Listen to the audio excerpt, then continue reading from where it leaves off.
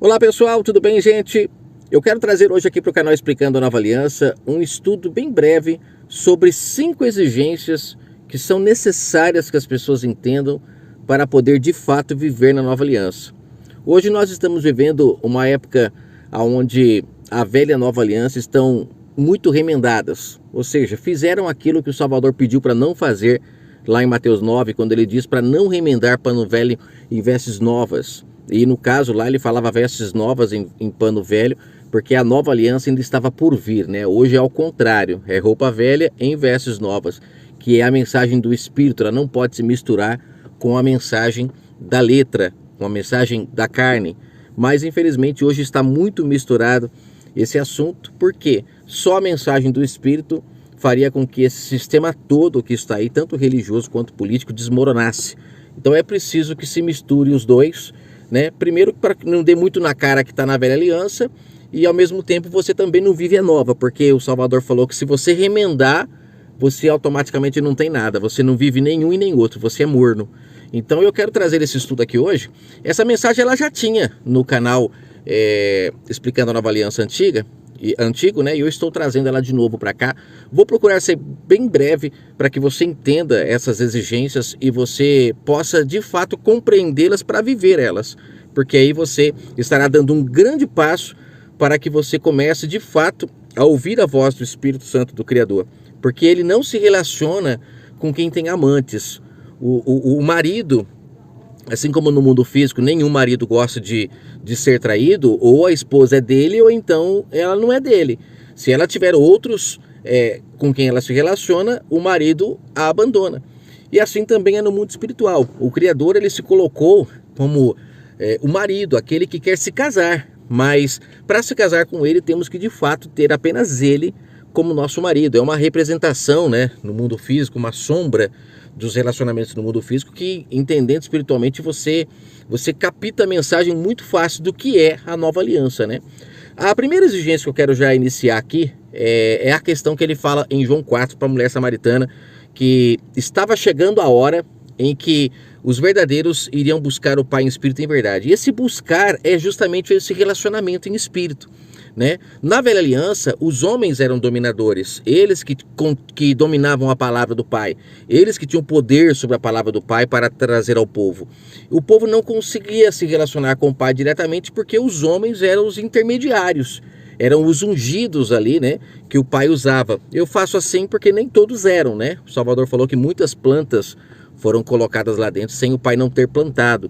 Em Mateus 15 ele fala sobre isso, e também em João 10, que são os ladrões de ovelhas lá que ele cita, né, que entrou não pela porta, mas pulando o muro. Então, mas existiam os ungidos que levavam a palavra, mas eles estavam com os dias contados, de acordo com o Salvador em João 4, porque o Pai, quando ele disponibiliza o seu Espírito Santo a todos, vamos comparar isso a uma senha Wi-Fi, né? Na velha aliança, essa senha ela era dada a algumas pessoas que tinham essa conexão. As outras pessoas iam lá para ver o que ele falava. Imagina que, vamos trazer para hoje, né?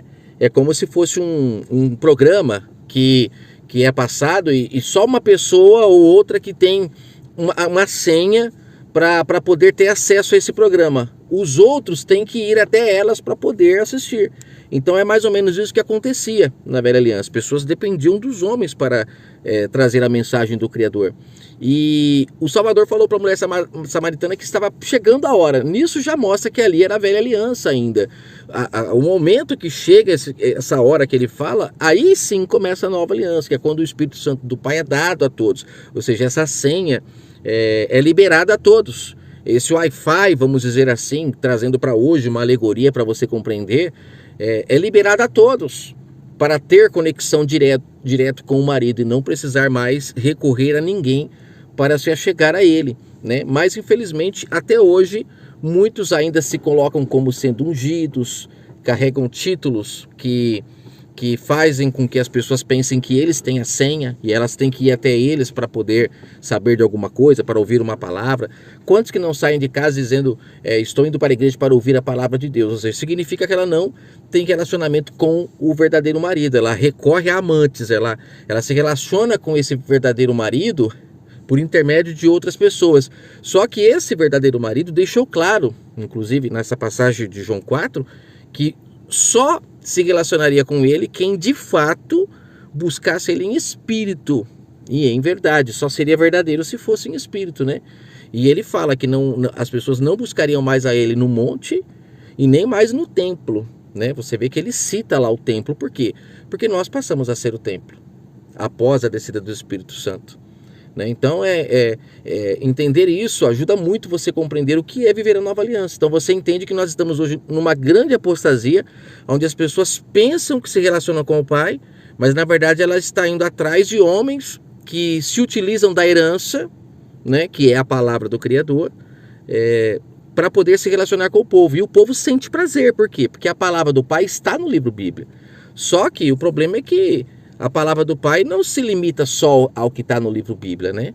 O livro Bíblia contém a história de salvação, contém sim as falas que o Salvador falou por intermédio do Espírito Santo, os apóstolos, todos que foram capacitados, mas após a descida do Espírito Santo, aquele que capacitou aqueles homens, você ainda ficar dependendo de apenas ler o livro para ouvir o Pai falar, então você é tão cego quanto Israel era, que dependia de ir lá ler a Torá todos os dias para ouvir o Pai falar. Naquela época até se entende, porque o Espírito Santo não tinha sido dado. Mas se você crê que o Espírito Santo já foi dado, e você ainda depende de ler um livro para ouvir o Pai falar, depende de ir a um local para ouvir a palavra de Deus, então você não está casada com Ele. Deu para entender essa nova exigência? Porque se são duas alianças, a primeira aliança é a aliança de noivado, né? Que não foi isso que o Pai quis e fez com Israel, uma aliança de noivado, né? Aí quando ele vem o quê? Para se casar. Então a segunda aliança, ela é de casamento. Em um casamento não pode haver pessoas se intrometendo em um relacionamento, né? O marido e a mulher, eles têm intimidade. Eles não abrem essa intimidade. Quando você abre essa intimidade, acaba virando uma prostituição, né? Então não é isso que o Pai quer. O Pai quer que a humanidade o busque em espírito e em verdade. Nem no monte, nem no templo. É no entendimento, a sua verdadeira tenda. No passado, era a tenda lá de animais, onde ele habitava. Hoje, a tenda dele é o nosso entendimento. Dentro da palavra entendimento existe a tenda. É onde ele está. É onde ele controla. Se a gente deixar ser guiado por esse marido, nós vamos com certeza colher frutos maravilhosos. O planeta muda, né? A podridão desaparece, as algemas caem por terra, as grades. Por quê? Porque quando o marido está no controle e a mulher é obediente ao marido, submissa ao marido, que é isso que Paulo fala, da mulher ser submissa, é essa representação da humanidade ouvindo a voz do Criador. E aí tudo passa a ter um equilíbrio, né? Isso é muito bom. O segundo passo aqui é a questão de que ele nos comprou para sermos sua morada. Paulo fala isso em 1 Coríntios 3 e também em 1 Coríntios 6. Ou seja, é o que ele falou. Por que não ia buscar mais no templo nem no monte? Porque agora nós somos o templo. Para que eu vou no templo se eu sou o templo? Por que eu vou no lugar ouvir um homem falar histórias de outras pessoas que viveram uma experiência com o Criador? Se agora eu posso ser essa pessoa, por que eu vou num lugar para ter esse tipo de relacionamento com o Criador à distância? Ouvindo histórias de quem se relacionou com Ele. Se Ele deu para nós o mesmo Espírito Santo. Se agora somos co-herdeiros da promessa. E a promessa é o quê? É o Espírito Santo. Então, a gente precisa entender, às vezes eu até cito, né? Gravei esses dias uns shorts, que eu estou gravando vários videozinhos curtos para colocar. Não dá para explicar tudo em um minuto, mas eu gravei esses dias sobre a questão da Bíblia ter chegado até as nossas mãos por intermédio da mão dos lavradores e não dos discípulos, né? Ou seja, os discípulos foram mortos, o Salvador foi morto, os mordomos, né? Que lá fala os servos, né? Foram mortos, conforme ele fala em Marcos 12.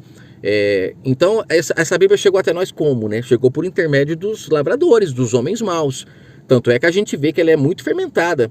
Capítulos começando em lugares estranhos, né, no meio de contexto, para quebrar um contexto, esses semitítulos que colocaram, os versos, né, você percebe que estão em lugares estranhos, aonde não terminou uma frase e entra um verso novo ali que quebra totalmente o contexto, para a gente não entender a mensagem de fato. Então, para que fizeram isso? O Velho Testamento, né, acabando ali em Malaquias, colocam até uma folha em branco, e aí começa em Mateus, o Novo Testamento. Isso é impossível, se aquele que ia por fim a velha aliança, quando fala velha aliança, é a velha maneira de se buscar o Pai, de forma visível, na carne, na letra.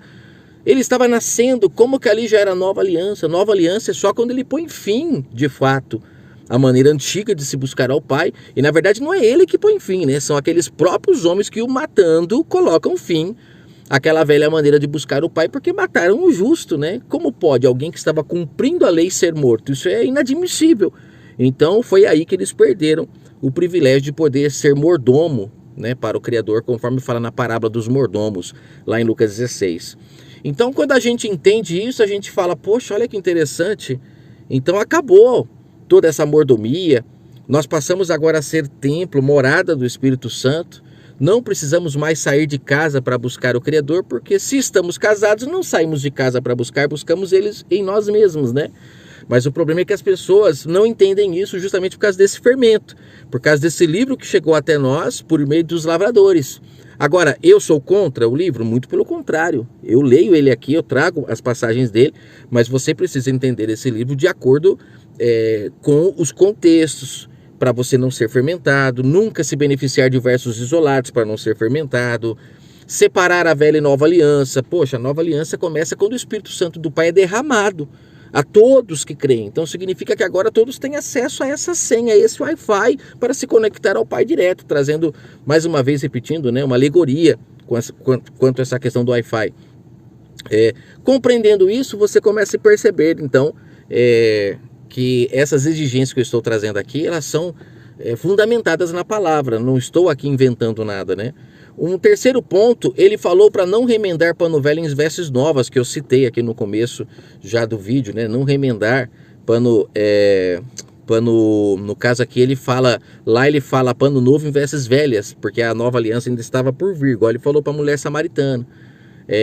Mas hoje as pessoas estão trazendo o pano velho para cá, e acaba acontecendo esse remendo todo, né? Muitas falas do Salvador que foram para Israel, as pessoas trazem para cá na maior naturalidade.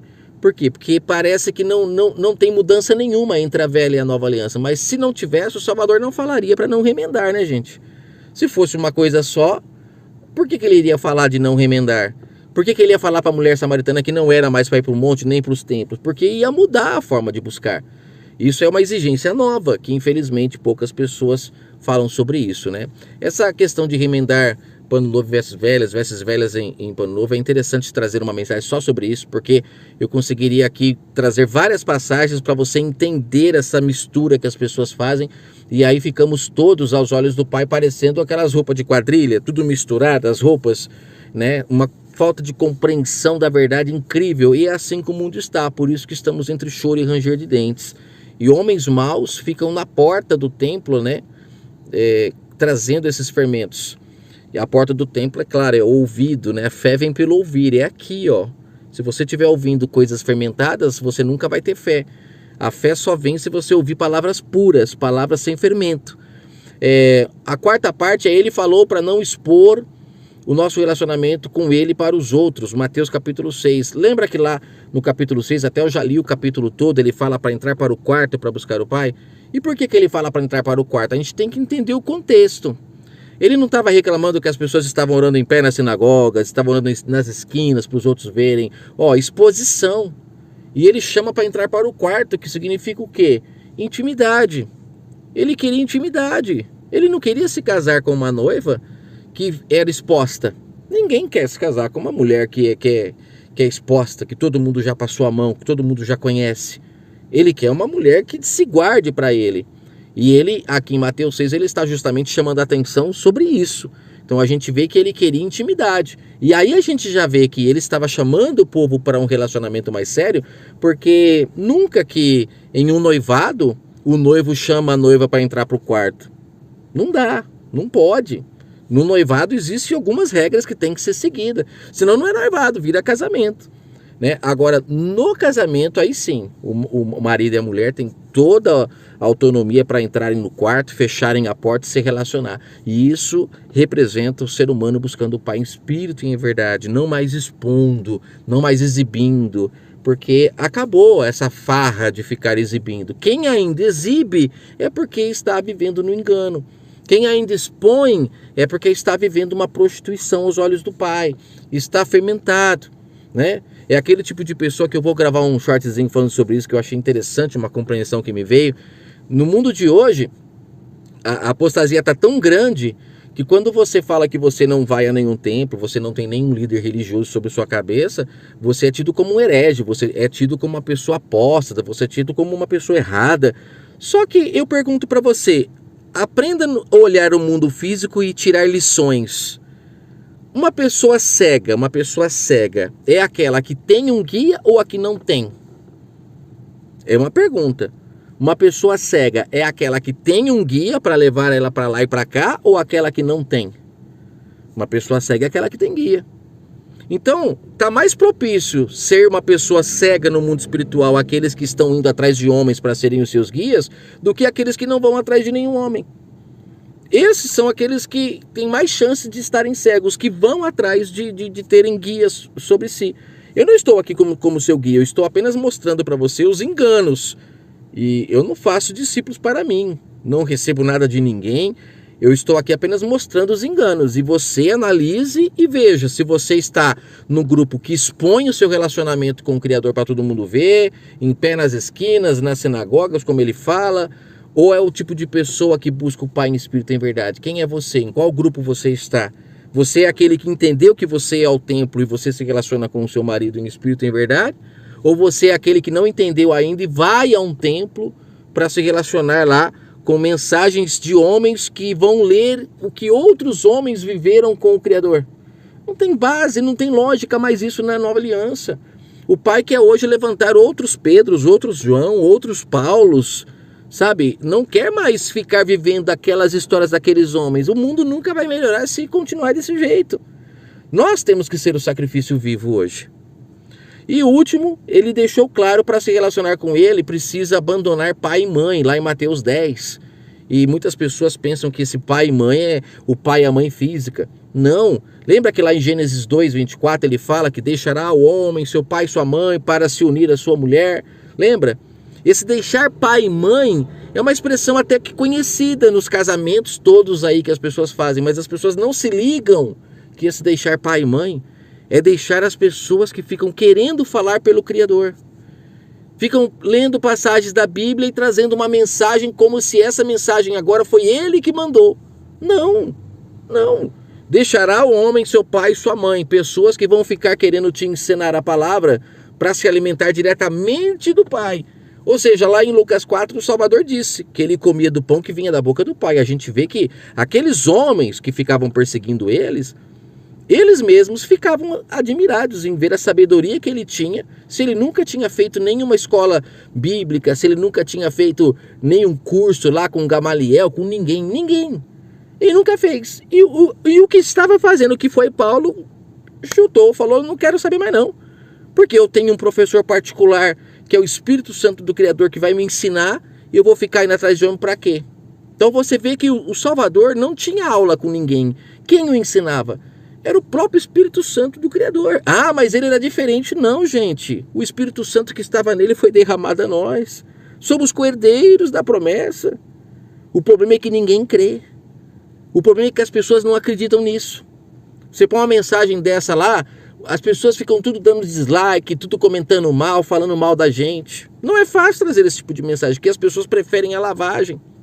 Mas eu vou continuar aqui trazendo essas mensagens, porque eu acredito muito no poder delas, porque é a mensagem que liberta, que abre os olhos dos cegos, que cura de fato os paralíticos, que levanta aquele que está realmente na prostituição, que é ficar exibindo relacionamento com o seu marido para com todos. Para com isso, entra para o quarto, busca o Pai em espírito. Já chegou esse momento que a mulher samaritana estava aguardando, já chegou, não vai chegar ainda não, já chegou. Que o Eterno abençoe sua vida grandemente. Espero que essa mensagem possa falar ao seu entendimento. Um forte abraço.